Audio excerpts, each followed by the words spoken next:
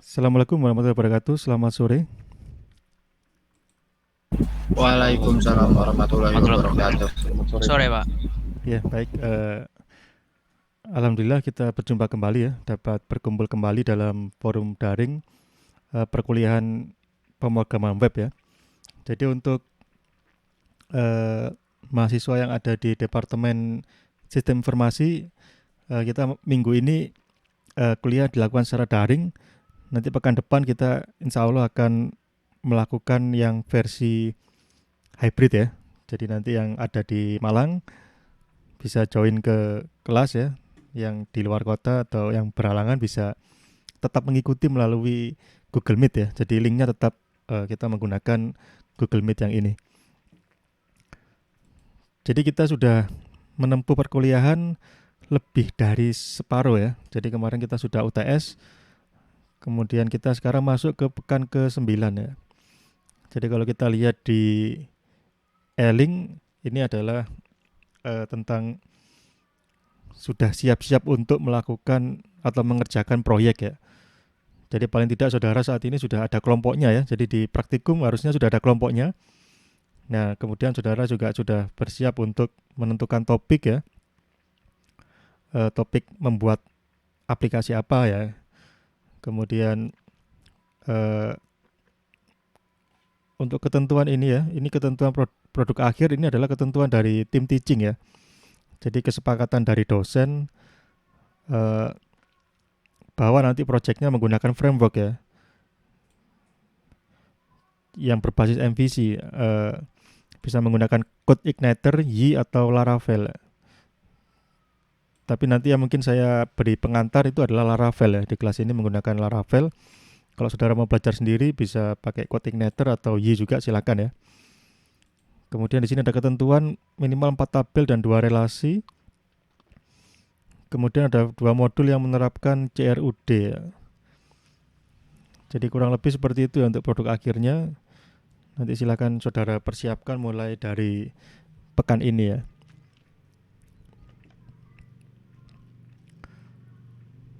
Jadi untuk hari ini ya, untuk hari ini kita saya hanya ingin mengajak sedikit diskusi tentang materi yang sudah saudara kerjakan di praktikum kemarin, yaitu tentang state ya.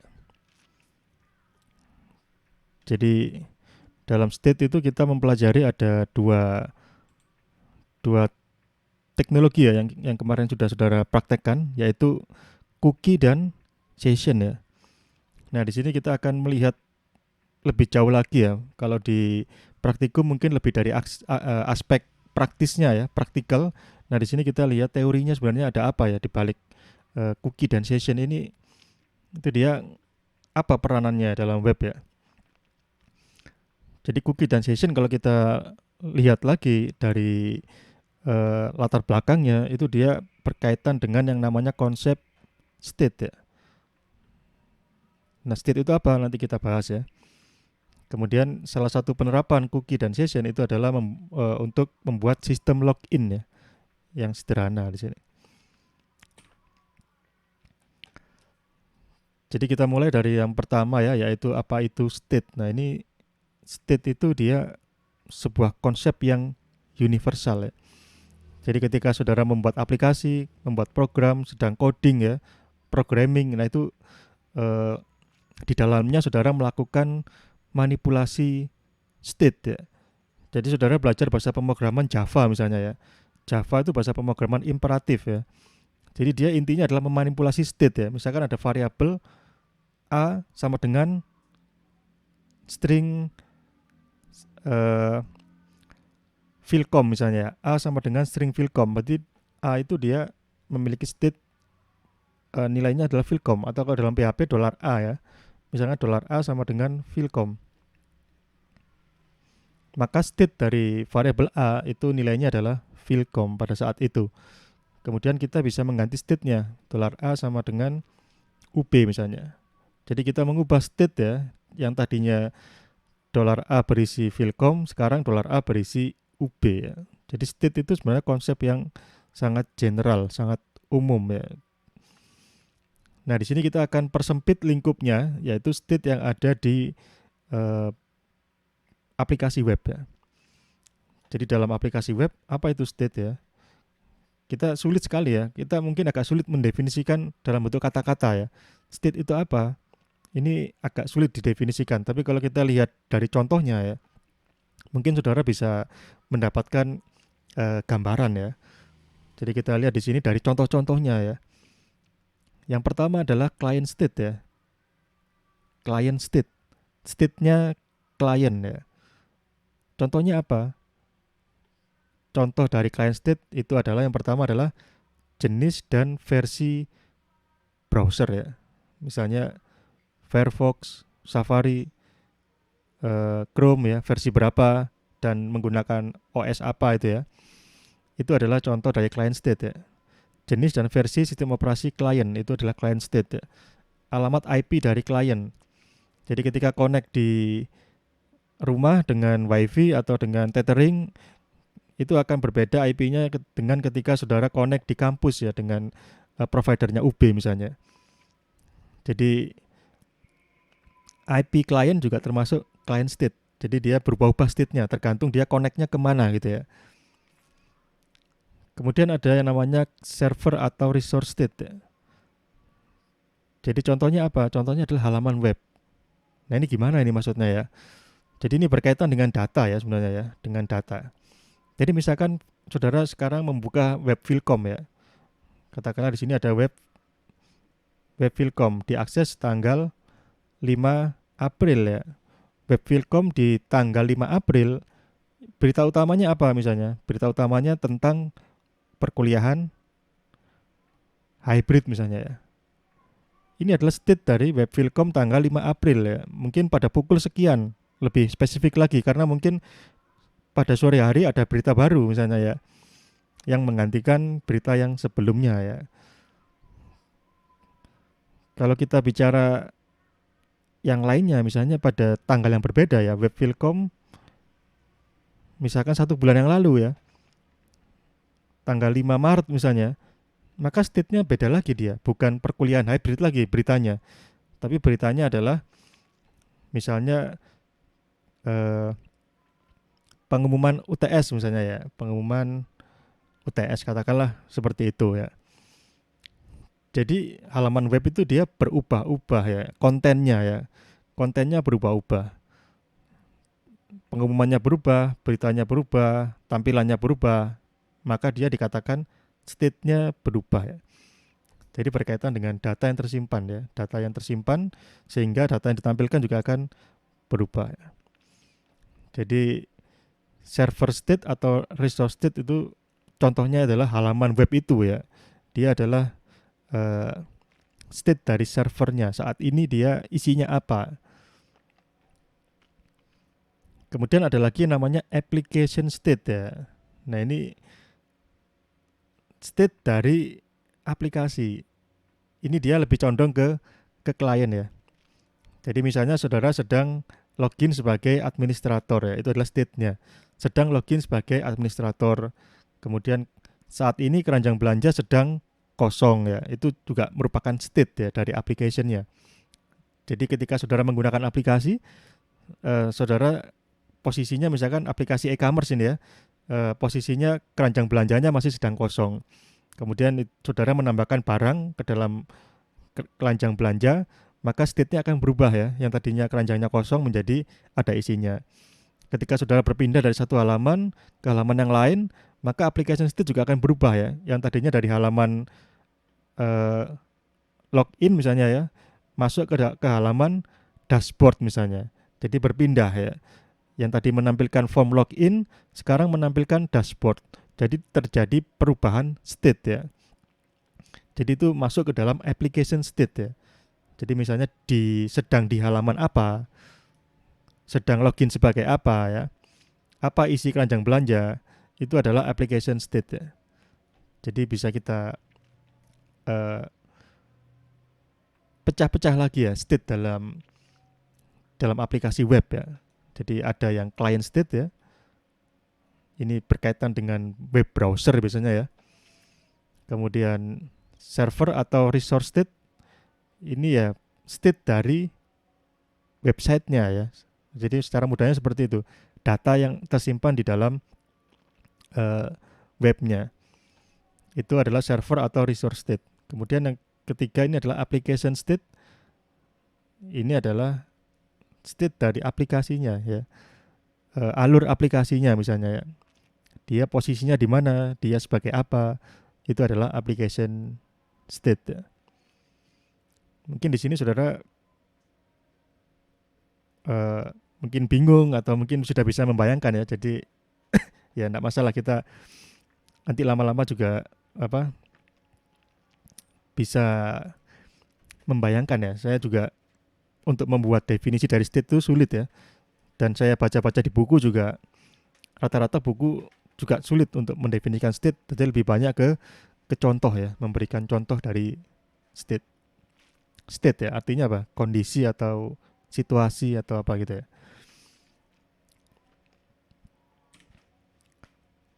Nah sekarang apa urusannya ya state dengan aplikasi web ya? Jadi di sini dikatakan bahwa HTTP merupakan stateless protocol. Jadi kaitannya state di sini, mengapa kita belajar state itu karena kita tahu bahwa HTTP itu merupakan protokol yang stateless. Artinya apa? Artinya dia server tidak memelihara state dari klien ya. Jadi yang ini, yang client state dan application state ya, nomor 1 dan nomor 2 ini tidak dipelihara oleh server, atau bahasa Inggrisnya tidak di-maintain ya, tidak di-maintain oleh server ya. Lantas siapa yang memaintain? Yang memaintain berarti ya klien ya, karena hanya dua aktor di sini, klien dan server. Jadi itu konsekuensi dari stateless protocol ya. Server tidak memelihara state dari klien, sehingga setiap interaksi request response yang terjadi antara klien dan server bersifat independen ya. Jadi kalau ada interaksi di sini, klien dan ini servernya ya. Ini adalah request yang pertama. Kemudian ini responsnya ya. Saya kasih notasi yang lingkaran request, yang kotak respon ya. Kemudian ada request yang kedua, kemudian ada respons yang kedua ya. Jadi antara ini dengan yang ini itu dia independen ya. Independen.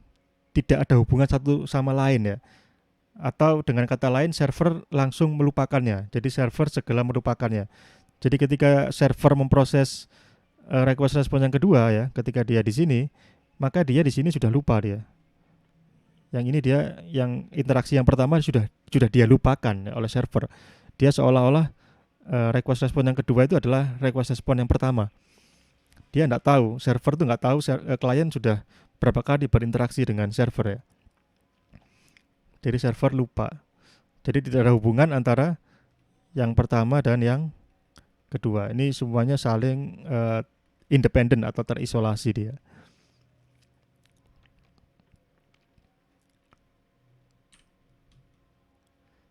Nah dari situ muncul pertanyaan ya, mengapa HTTP itu dia dibuat stateless ya? Mengapa server harus melupakan interaksi yang telah terjadi ya?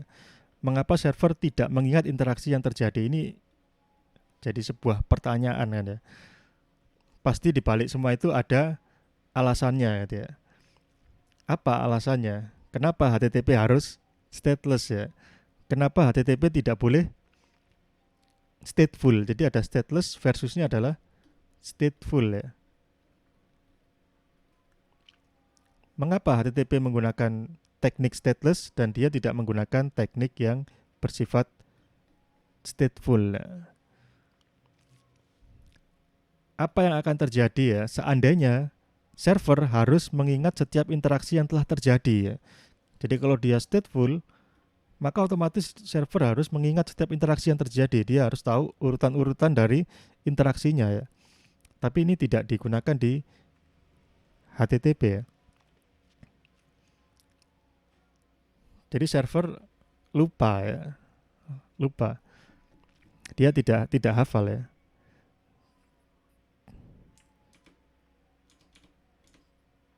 Jadi kalau apa eh, di sini ya, di tampilan Google Meet ya. Ini saya ambil analogi ya, saya ambil analogi. Jadi solusi-solusi yang ada di sistem informasi ya atau di pemrograman itu tidak jauh dari common sense ya. Saudara tidak perlu membayangkan solusi yang rumit ya. Jadi solusinya semuanya sederhana ya. Jadi kalau kita ambil analogi sekarang ya, saya lihat di sini ada foto-foto nih ya, ada foto-foto mahasiswa, mahasiswi ya, ya ada foto-fotonya. Seandainya ini tidak ada namanya, misalkan Mbak Sulistia Ningsih ya, Mas Ahmad Rafli, saya bisa nyebut namanya ya. Ini adalah wajah dari Mas Fiandra. Ini wajah dari Muhammad Ishadir ya. Ini wajah dari Mas Denis. Saya bisa nyebut ya, padahal saya tidak hafal ya. Kenapa saya bisa nyebut? Karena di sini ada namanya ya. Yang nulis nama siapa? Saudara ya. Jadi kalau saya ibaratkan saya adalah servernya dan saudara adalah kliennya.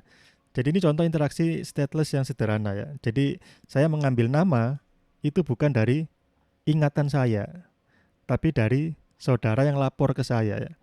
Saudara yang memaintain nama saudara ya. Jadi Mbak Sulistia Ningsih misalnya, dengan mengetikkan nama Sulistia Ningsih ya, itu berarti yang memaintain state nama itu adalah Mbak Sulistia Ningsih sendiri ya. Mahasiswanya sendiri yang memaintain, bukan saya. Jadi saya tidak mengambil informasi itu dari ingatan saya, tapi saya baca dari tulisan. Server juga seperti itu menghadapi klien ya. Dia tahu bahwa klien ini adalah yang login adalah Mbak Sulistia Ningsih. Klien yang satunya yang login adalah Mas Ahmad Rafli. Yang lainnya lagi misalkan Mas Fiandra. Masing-masing komputer seolah-olah server ingat ya. Ini kamu si A, ini si B, si C. Masing-masing seolah-olah ingat. Tapi pada prinsipnya sebenarnya yang terjadi server tidak ingat. Karena apa? Karena HTTP stateless. Bagaimana dia ingat? Pasti ada sesuatu ya. Bagaimana saya tahu ini wajah-wajah ini namanya siapa? Karena ada tulisannya ya. Di sini ada namanya ya. Nah sekarang bagaimana server bisa tahu kliennya siapa? Nah dia menggunakan, kemarin saudara sudah coba session dan cookies ya. Session dan cookies itu bisa digunakan untuk memaintain state ya. Sehingga interaksinya bisa semacam stateful gitu ya. Nah kita kembali lagi ke sini ya, ke permasalahannya tadi ya. Kenapa kok stateless ya? Kenapa stateless? Apa yang akan terjadi pada server sih apabila dia dijadikan stateful misalnya. Jadi kalau kita analogikan lagi di sini, apa yang terjadi seandainya ini nama-nama ini hilang ya? Nama-nama ini kita hilangkan dan yang muncul hanya foto-foto saja atau simbol-simbol ini mungkin ya. Jadi kalau nama-namanya itu dihilangkan, otomatis saya harus menghafalkan ya nama dari masing-masing mahasiswa dan mahasiswi yang ada di kelas ini untuk bisa menyebutkan namanya. Berarti saya harus hafal dulu. Kalau saya harus menghafal, otomatis apa? Effort ya, usaha saya untuk melakukan pekerjaan itu, melakukan pekerjaan menyebutkan nama, itu menjadi lebih besar effortnya. Jadi upaya saya untuk menghafal, kemudian untuk menyebutkan nama itu jadi lebih berat ya bagi saya. Di sini kelasnya ada yang hadir 22 ya. 22 mahasiswa, saya harus menghafalkan satu persatu, itu bisa jadi pekerjaan yang berat ya. Server juga sama ya. Kalau dia stateful, berarti dia harus mengingat ya. Pekerjaan mengingat itu dia butuh resource ya, yang lebih besar. Kalau resource-nya besar, otomatis menjadi beban ya. Jadi kalau misalkan ini saya harus hafal semua nama mahasiswa, mungkin saya hanya bisa mengajar satu kelas mungkin ya. Satu kelas sudah capek saya, sudah maksimal itu mungkin ya. Menghafalkan 30 mahasiswa namanya ya. Tapi kalau saya tidak harus menghafal, mungkin saya bisa mengajar sampai ratusan kelas mungkin ya, karena setiap mahasiswa sudah ada namanya di sini, saya bisa mengenalinya. Saya tidak harus menghafal ya. Jadi yang terjadi di server juga sama ya dia. Dia apa yang terjadi seandainya harus mengingat setiap interaksi, yang terjadi adalah beban ya bagi server ya, beban atau load ya yang besar ya. Kalau beban atau loadnya besar, otomatis dia menjadi terbatas kemampuannya ya. Jadi energi atau resource yang dia miliki habis dipakai untuk proses mengingat setiap interaksi. Jadi itu ya alasannya kenapa HTTP itu dijadikan stateless, karena kita tahu kliennya jumlahnya tidak main-main ya, bukan 10, 20, 100 tidak ya, tapi bisa 1000, bisa 10.000, 1 juta dalam waktu yang bersamaan. Jadi kalau Google misalnya ya, saudara tahu Google itu dia berapa kliennya ya dalam waktu yang bersamaan tuh jutaan ya. YouTube ya, kemudian apalagi TikTok ya misalnya ya, yang paling populer itu trafficnya luar biasa itu ya. Jadi dia dalam waktu 1 detik dia menerima berapa postingan baru ya, dia menerima berapa komentar baru ya. Nah itu dia eh, butuh mekanisme khusus ya. Jadi di sini ceritanya dulu HTTP kenapa dia jadi stateless, itu alasannya adalah masalah skalabilitas ya. Kalau kita bicara teknisnya namanya adalah skalabilitas ya. Jadi dia berkaitan dengan kemampuan server untuk melayani klien ya. Jadi misalkan kalau servernya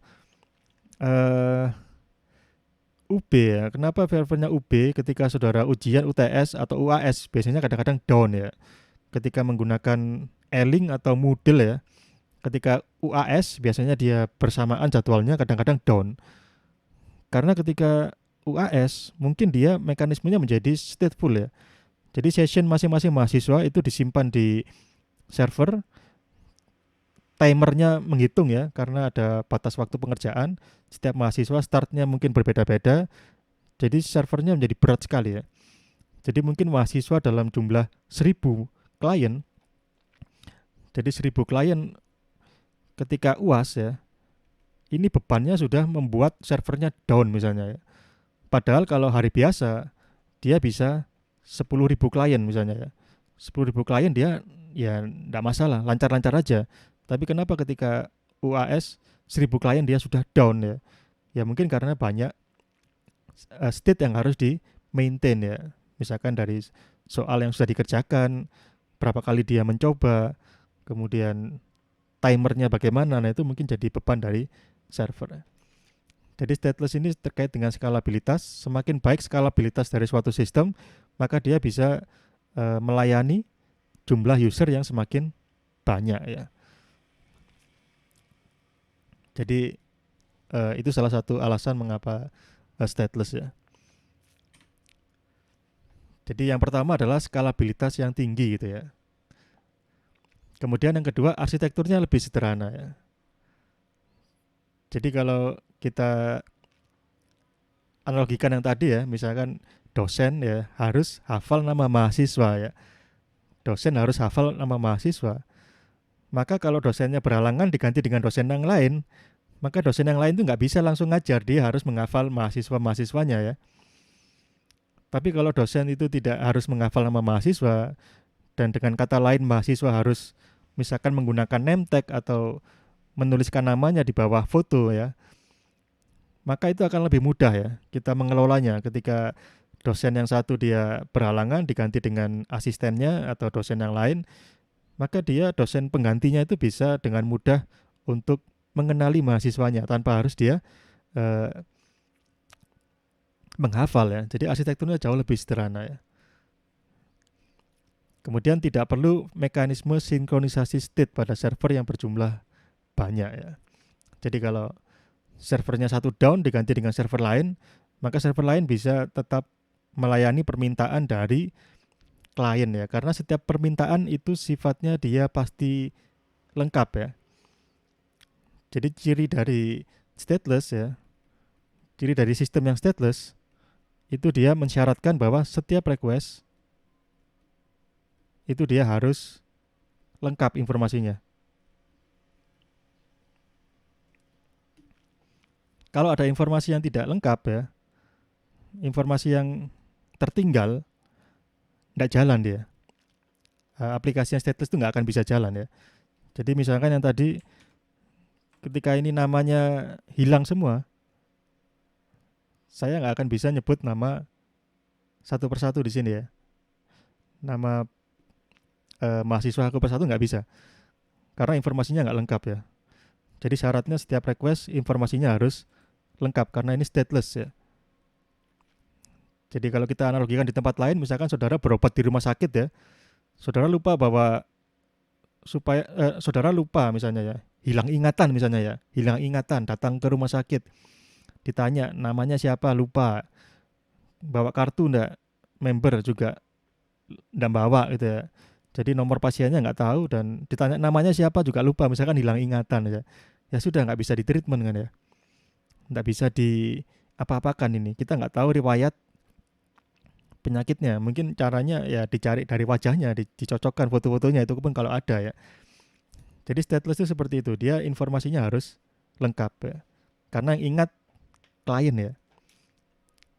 Jadi pada stateless ini yang memaintain adalah klien yang memaintain state-nya ya. Client state dimaintain oleh klien. Tapi di sini dikatakan interaksi dengan web ini dipenuhi dengan ilusi ya. Dia stateless tapi kita seolah-olah stateful itu ya. Seolah-olah server mengingatkan kita, buktinya kita hanya perlu login sekali ya. Saudara kalau login hanya sekali saja, setelah itu kan berikutnya sudah diingat ya. Seolah-olah sudah ingat servernya. Jadi kita nggak perlu login lagi ya.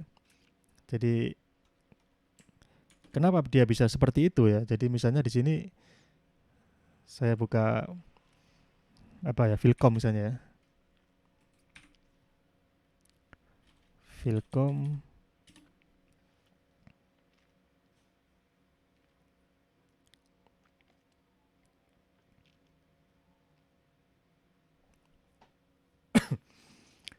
Jadi kita masuk ke Philcom Apps ya untuk melihat loginnya ya. Nah di sini kan kita pertama-tama melakukan autentikasi ya. Kita isikan namanya ya, kemudian passwordnya.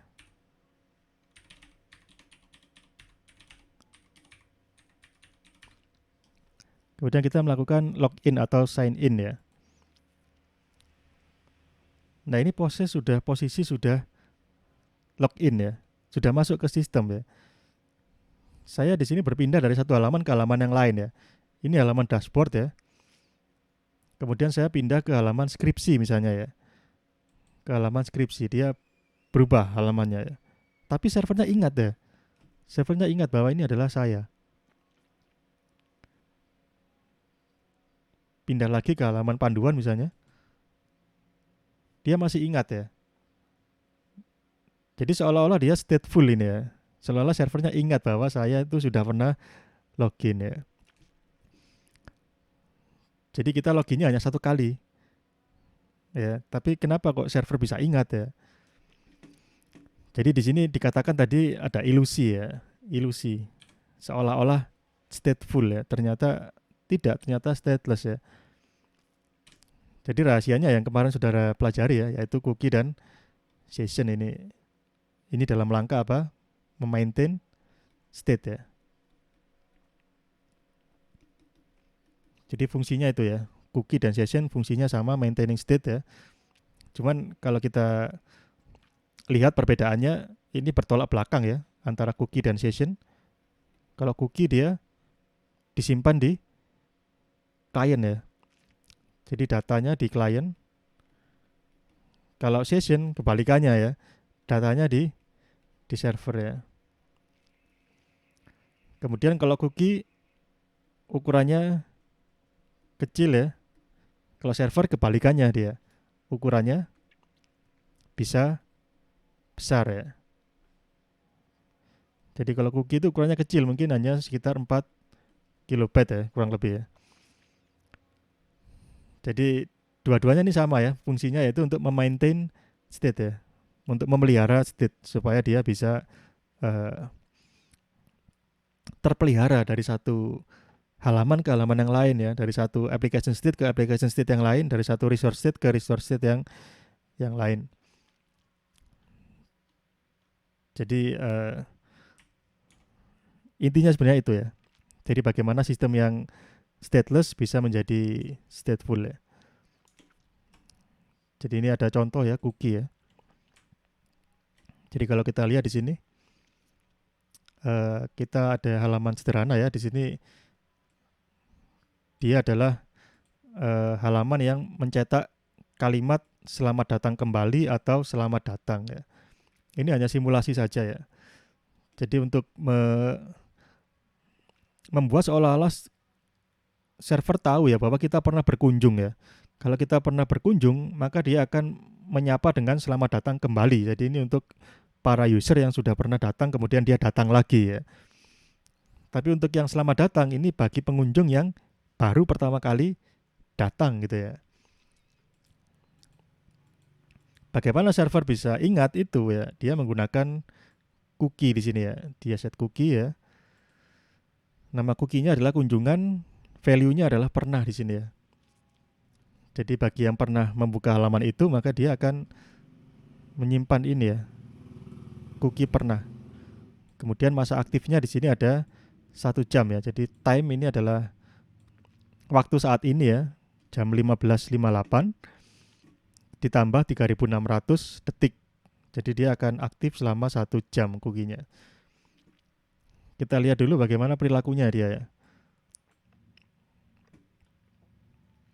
Nah ini dia selamat datang ya.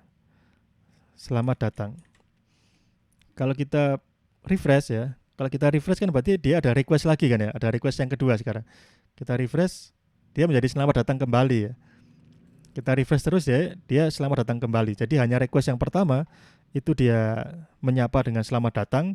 Untuk request yang berikutnya dia menyapanya dengan selamat datang kembali ya. Seolah-olah server tahu bahwa kliennya pernah hadir ya. Jadi kenapa dia bisa seperti ini? Karena dia menggunakan cookie ya. Kita lihat di developer tools ya. Cookie itu dia munculnya di HTTP request header ya. Jadi ini kita refresh. Kita lihat headernya ya. Pada bagian request header ini ya. Nah, di situ kita cari di sini ada cookie ya. Ini ya. Cookie kunjungan sama dengan pernah ya. Jadi ini rahasianya ini ya. Cookie kunjungan sama dengan pernah. Ini yang mengakibatkan server tahu ya, padahal server nggak tahu. Tapi server diberitahu oleh klien ya. Jadi klien yang memberitahu bahwa saya pernah ke sini. Memberitahunya melalui apa? Melalui cookie ya. Kunjungan sama dengan pernah. Jadi ini yang di refresh terus dia akan selalu dibawa ya. Cookie kunjungan sama dengan pernah ya. Jadi cookie dia dikirim melalui request header ya. Dia akan dikirim terus. Nah, bagaimana kalau cookie-nya kita hapus ya? Kan di browser bisa kita hapus ya. Jadi kita akan coba hapus cookie-nya. Jadi kita clear ya browsing data. Jadi cookie ya, cookie-nya ini kita hapus. Kita clear. Nah, sudah dihapus ya. Otomatis ini kalau kita refresh ya, jadinya selamat datang ya. Server gagal ya. Padahal kita sudah berkali-kali berkunjung ya. Ini bukan kunjungan yang pertama, tapi servernya lupa dia bahwa usernya itu pernah datang. Karena ketika cookiesnya kita hapus dari web browser, servernya nggak tahu. Dia dikira usernya itu ya nggak ada bedanya dengan pengunjung baru ya. Jadi dia nyapanya selamat datang. Walaupun sebenarnya ini kita sudah pernah berkunjung sebelumnya.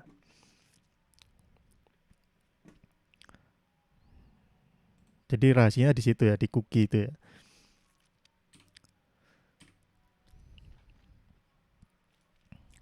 Jadi cookie itu ukurannya 4 kilobyte ya. Mungkin ada yang tahu mungkin ya, kenapa dia ukurannya kok dibatasi ya maksimalnya ya. Ini apa ini?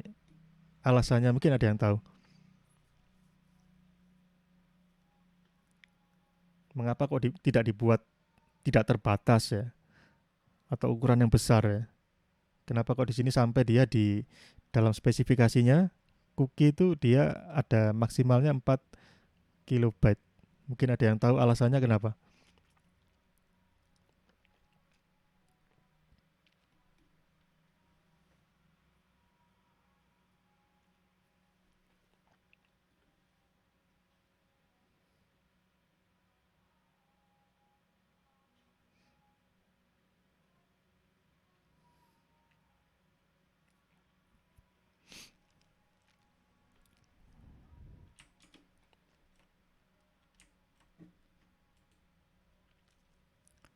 Jadi kan bisa saja ya kita bikin cookie misalkan ukurannya besar gitu ya. Jadi misalkan cookie-nya, kalau cookie itu ukurannya 1 GB misalnya ya, itu efeknya apa kepada sistem kira-kira?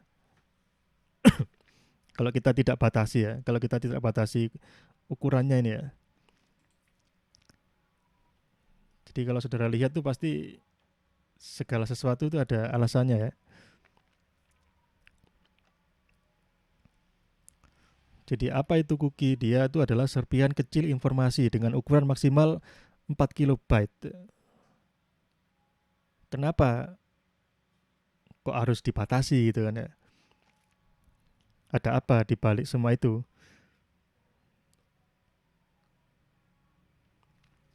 Jadi kalau kita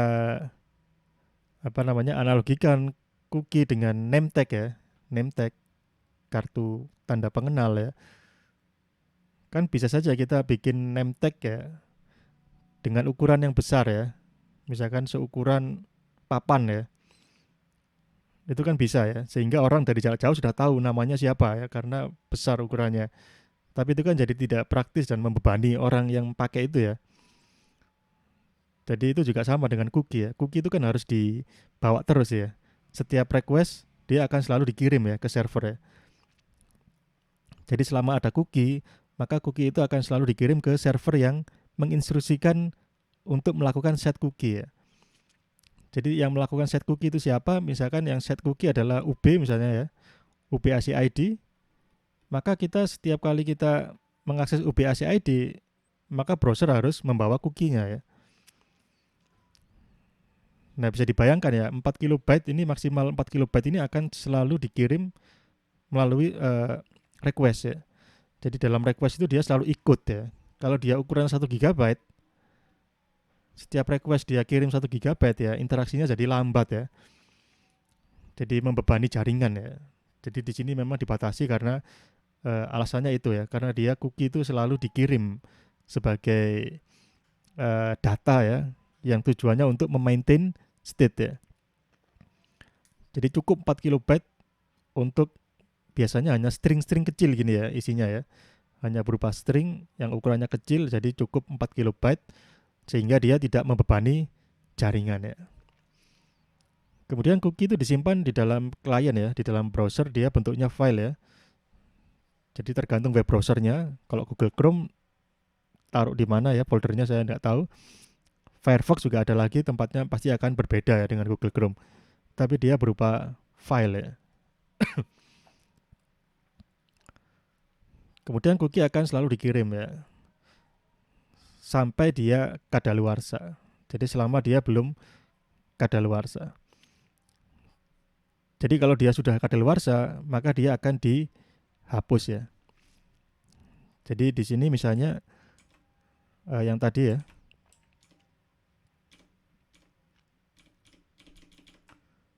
yang ini selamat datang kembali ya. Selamat datang kembali berarti sudah ada cookie-nya ya. Ini mau kita hapus ya. Mau kita hapus cookie-nya tanpa kita ngapus secara manual dari web browser ya. Jadi yang memerintah untuk menghapus adalah servernya. Jadi untuk menghapusnya berarti kita bikin dia expired ya. Jadi misalnya kita ganti dengan negatif ya. Jadi kalau kita ganti dengan negatif itu artinya dia masa aktifnya itu masa lampau ya. Kalau time kurang 3600 artinya ya jam 3 sore. Sekarang sudah jam 4 sore ya. Jadi dia expirednya jam 3 sore tanggal 5 April. Jadi dia sudah expired. Jadi kalau kita save di sini ya. Kita save, kemudian kita refresh. Ini nanti hasilnya selamat datang kembali atau masih selamat datang atau masih selamat datang kembali. Kalau ini kita refresh. Ini kan sudah kita ganti ya kodenya. Sudah kita ganti min 3600. Nah, ini kalau kita refresh, outputnya apa ini? Masih tetap selamat datang kembali atau sudah berubah menjadi selamat datang? Karena cookie-nya sudah hilang. Kira-kira apa? Mungkin ada yang tahu.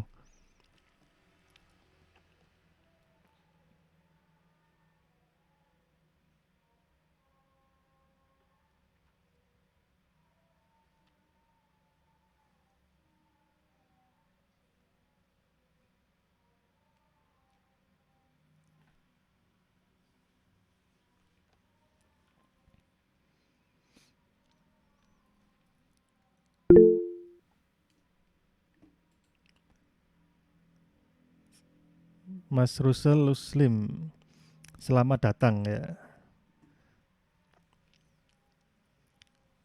Ada yang pendapatnya berbeda mungkin? Atau Mas Russell Muslim bisa menjelaskan mengapa kok sudah menjadi selamat datang?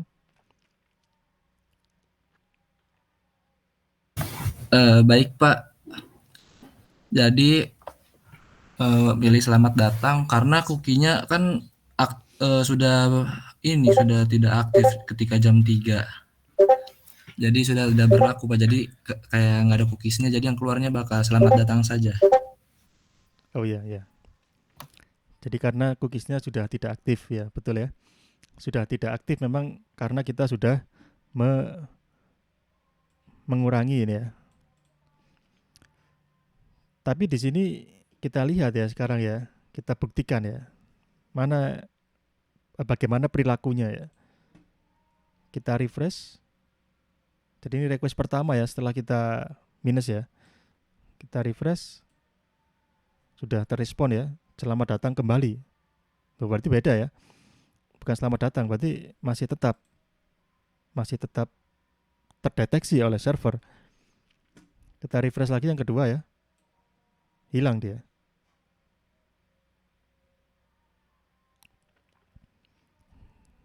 Jadi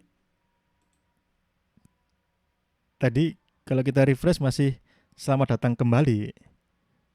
Nah, berarti ada apa itu ya? Jadi kita bisa telusuri ya sebenarnya ya. Jadi itu berkaitan dengan cara kerja cookie ya. Jadi mungkin saya ilustrasikan sedikit di sini. Jadi posisinya tadi kan ada klien, kemudian ada server di sini ya. Cookie itu yang memerintah siapa? Yang memerintah server ya. Jadi misalkan di sini rec gini ya, kosong masihan. Ini gini ya, request yang pertama. Dia tanpa cookie ya, request biasa. Kemudian server dia merespon, dia bilang set cookie 1 jam. Ini saya singkat ya. Set cookie 1 jam. Cookie-nya namanya adalah misalnya kunjungan ya. Isinya adalah kunjungan ya. Set cookie 1 jam, cookie-nya kunjungan, isinya pernah, kan gitu ya. Nah, karena ada perintah set cookie, jadi yang merintah adalah server ya. Klien tolong set cookie selama 1 jam ya. Nama cookie-nya kunjungan, isinya pernah. Itu yang memerintah adalah server. Nanti otomatis klien berikutnya akan ngirim request ke server dengan membawa cookie-nya. Jadi seperti saudara datang ke rumah sakit misalnya, atau ke suatu tempat yang ada membernya ya. Ketika saudara pertama kali datang, saudara nggak punya member, belum daftar ya. Tapi ketika sudah daftar, nanti dia, si pemilik di rumah sakit itu misalnya ya, dia bilang nanti tolong kunjungan berikutnya kartu ini dibawa lagi gitu kan ya. Sama dengan ini ya, jadi dia diperintah oleh server set cookie 1 jam kunjungan. Jadi nanti klien ketika dia datang lagi ke server, dia akan membawa kunjungan ya. Dia akan membawa cookie-nya. Server bisa mendeteksi dia karena dia bawa cookie ya. Kemudian dia akan memberikan respon ya, gini ya. Nah, tadi yang terjadi, server kita manipulasi state-nya ya dia. Yang tadinya dia cookie-nya masih aktif ya, kita ganti dengan yang kadaluarsa ya. Kadaluarsa. Jadi yang PHP sudah kadaluarsa, tapi klien kan belum request ya. Jadi kliennya belum request. Klien belum mendapat perintah dari server untuk mengganti cookie yang sudah kadaluarsa. Jadi ketika kita tadi save PHP-nya, kita save ya, PHP-nya kita save yang min 3600 ya. Itu kan masih di servernya, dia belum pernah di request oleh klien ya. Jadi ketika saya tadi refresh, maka dia masih pakai yang cookie yang kunjungan ya. Kunjungan. Nah, ketika sampai di server, servernya sudah berubah dia menjadi min 3600 ya. Dia servernya ngasih cookie yang baru ya. Set cookie yang minus 1 jam ya. Yang isinya juga sama kunjungan ya. Jadi interaksi yang ini dia masih kedeteksi yang lama ya, selamat datang kembali, karena dia berangkatnya dia bawa kunjungan ini. Karena ketika di refresh klien masih bawa kunjungan ya. Nah kemudian setelah klien mendapat instruksi mengganti cookie yang expired ya, ini min 1 jam ya, maka klien yang dia akan mendelete ya, akan di-delete ya cookie-nya ya, delete cookie.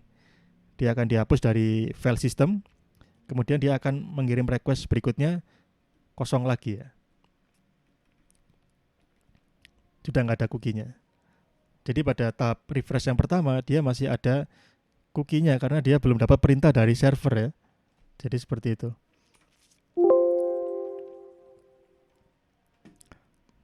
Jadi ini ya, kalau kita ulang lagi ya. Ini saya ganti dengan plus ya. Saya ganti dengan plus. Nanti di sini masih selamat datang atau selamat datang kembali.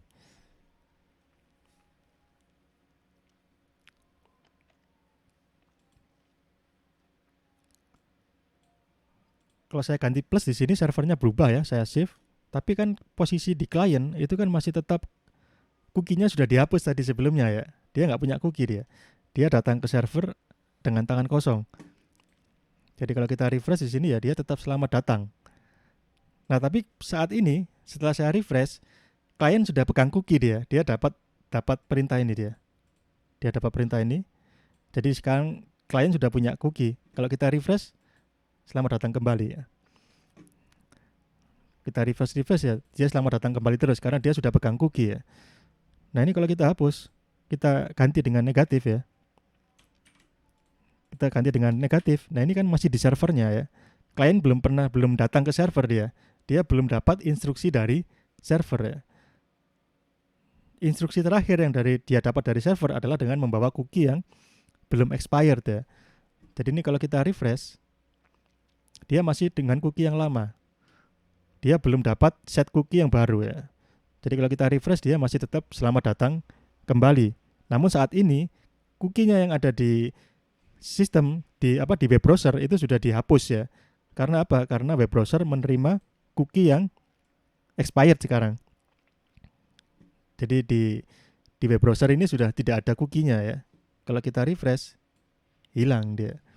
Jadi dia browser itu hanya menerima perintah dari server untuk membuat cookie ya. Kalau cookie-nya masih belum kadaluarsa, dia akan pakai.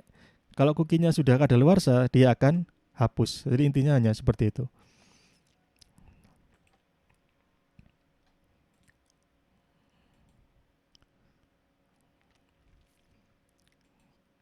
Ya, jadi itu ya cookie ya. Kemudian session, kalau session itu hampir sama dengan cookie tapi dia ada di server ya.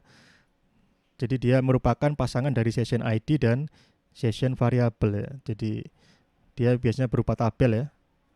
Ini ada session ID-nya. Ini ada session variable atau session data ya. Nah, session ID ini dia biasanya disimpan dalam bentuk cookie ya. Dalam bentuk cookie ini. Bisa juga ada dalam bentuk pada query string pada URL ya. Jadi ada dua macam, tergantung kita mengkonfigurasi ya. Kalau di URL berarti dia nanti muncul di misalkan HTTP bla bla bla gini ya. Nanti tanda tanya, misalkan ada ses ID misalnya ya. Sama dengan misalkan XYWY4C078 panjang gitu ya. Ini bisa ya, ada macam-macam, ada yang di cookie. Kalau di cookie dia tidak muncul di URL ya. Ada juga yang muncul di URL ya. Tapi biasanya ini HTTPS ya. Supaya tidak terbaca. Kemudian server menyimpan session ini dalam bentuk file atau database ya. Jadi tabelnya ini dia bisa disimpan dalam file atau dalam bentuk database yang di server ya. Jadi intinya seperti itu. Jadi tetap untuk membuat session kita butuh session ID, di mana session ID biasanya dalam bentuk cookie atau dalam bentuk query string ya.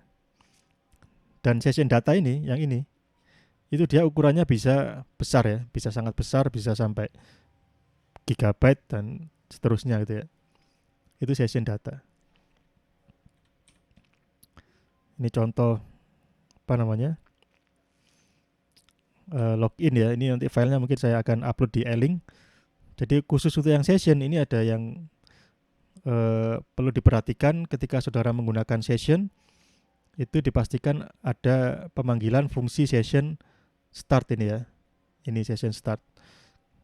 Kalau ingin menghapus variabel session, kita menggunakan session destroy ya. Jadi semua variabel yang ada di super global array $_session ini semuanya akan dihapus ya kalau saudara panggil session destroy. Ya, jadi mungkin saya kira itu ya untuk pembahasan tentang state. Ya, mungkin ada pertanyaan mungkin. Silakan.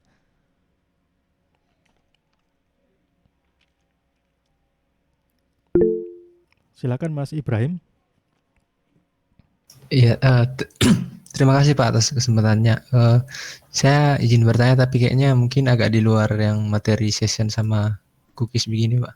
Iya, boleh Mas.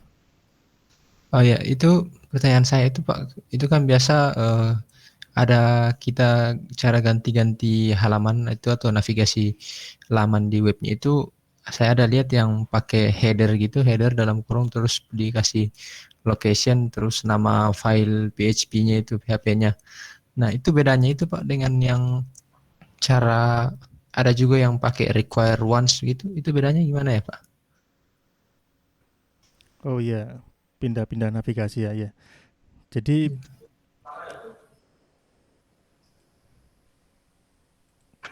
konsepnya ya ada header. Kalau di dalam PHP kita menggunakan header ya, itu artinya kita menulis ke dalam response header. Jadi kalau di sini saya kasih di sini ya misalnya ya header, kemudian ada location, misalnya filcom.ub.ac.id ya. Itu artinya dia melakukan redirect ya. Jadi kalau kita tuliskan di sini aja ya header, location misalnya .2 ke misalnya ke suatu halaman ya, misalnya member.php. Kalau ada script seperti ini ya, nanti yang terjadi ketika server memberikan respon ya, ini kan request, kemudian ini ada response ya. Ketika respon kan isinya ada header dan body ya. Ini headernya, ini ada body ya. Ini bagian respon ya. Respon header nanti dia ada namanya atribut location nanti muncul ya, sesuai yang kita tuliskan di sini. Ini nanti muncul di dalam respon header location .2 member.php. Nah, ketika web browser itu dia menerima header yang isinya ada location member.php, maka dia akan lempar ke sana ya. Jadi misalkan dia requestnya ke login.php misalnya ya. Requestnya ke login.php, harusnya server ngirimnya kan login.php karena kliennya mintanya login kan ya. Tapi ternyata servernya menolak dia. Dia menolak, dialihkan ke member.php. Jadi ini adalah redirect namanya ya. Redirect. Yang tadinya dia directionnya ke login.php ya, mintanya login.php tapi dapatnya member.php karena dia terredirect ya. Yang bisa melakukan redirect adalah header location. Dibelokkan oleh servernya. Jadi kalau kita ingin membelokkan, misalkan kliennya mengakses ke suatu tempat, harusnya itu salah, kita harus belokkan, kita menggunakan location, header location ya. Jadi kalau contohnya login, kalau usernya sudah login, dia mau mengakses form login, kan tidak cocok ya. Jadi user yang sudah login itu harusnya sudah tidak bisa melihat formulir login lagi kan ya. Formulir login itu hanya muncul bagi user yang belum login saja untuk melakukan login. Tapi kalau user sudah login, maka formulir login itu nggak muncul lagi. Kemudian formulir register juga harusnya nggak muncul lagi ya. Kita bisa menggunakan redirect ini, location ini. Jadi ketika user itu sudah terautentikasi dan dia ingin mengakses halaman login, kita tangkal ya. Kita belokkan dia ke member karena dia sudah login ya. Kalau kamu sudah login, jangan login lagi, tapi tempatmu di sini, di member. Jadi kita mengarahkannya dengan redirect ya. Itu yang pertama ya, tentang location ya. Terus kalau yang require itu sebenarnya tidak ada kaitannya ya dengan apa? Tidak ada kaitannya dengan navigasi ya. Require itu semacam copy paste ya. Require dan include ya. Require dan include ini mirip dengan copy paste ya. Jadi kita mengcopy kode dari satu file ke dalam file yang lain ya. Jadi kalau require misalnya a.php, berarti nanti isi dari script dari a.php dia akan di-copy ke baris require itu. Jadi nanti kalau ada a.php, ada filenya ini ya, nanti dia akan di-paste ke sini, ke baris ini. Ini misalkan baris 9 ya, dia akan di-paste di sini isinya. Jadi semacam copy paste ya. Kalau require dan include. Jadi kalau kita meng-require file HTML ya, PHP yang isinya HTML, jadi dia nanti muncul layout halamannya. Jadi seperti itu konsepnya ya, konsep require itu copy paste. Jadi kalau dengan navigasi tidak ada kaitannya ya.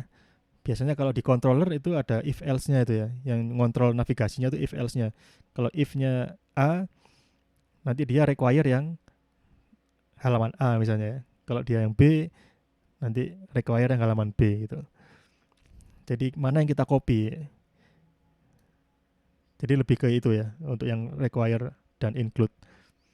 Kalau yang location itu redirect, ini levelnya di HTTP ini ya.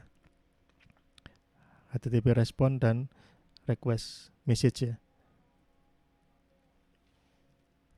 Jadi mungkin seperti itu Mas yang bisa saya jelaskan ya. Baik Pak, saya paham. Terima kasih Pak infonya. Iya, sama-sama Mas.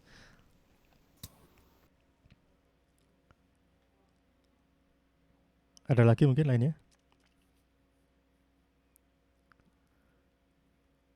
Jadi kalau PHP yang versi-versi lama kalau nggak salah itu dia akan protes ya kalau berkaitan dengan header ya. Kalau kita lihat cookie nih ya, cookie ini kan dia ada di header ya.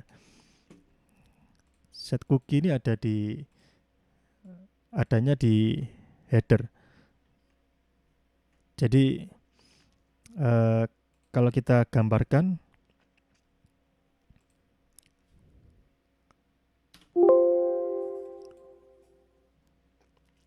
atau gimana ya?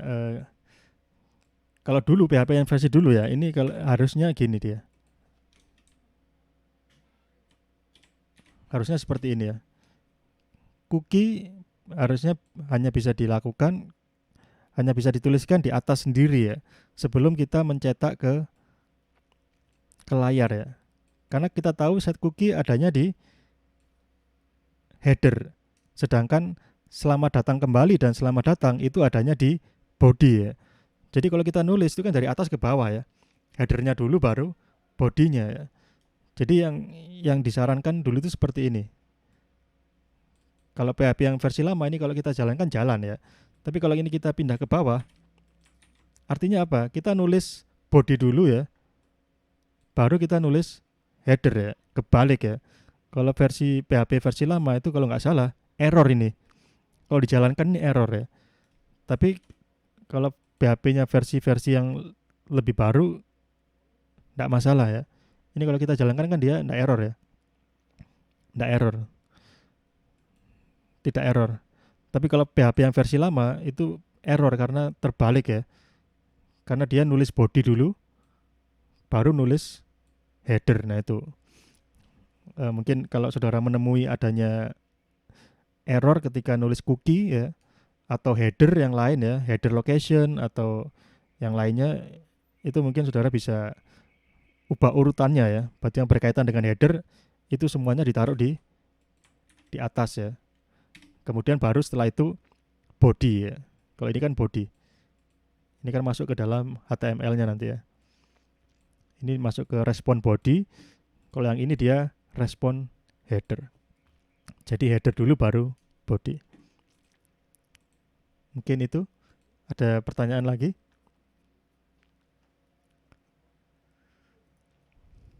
Ya mungkin bila tidak ada, mohon dinyalakan sebentar ya kameranya untuk saya ambil screenshotnya ya.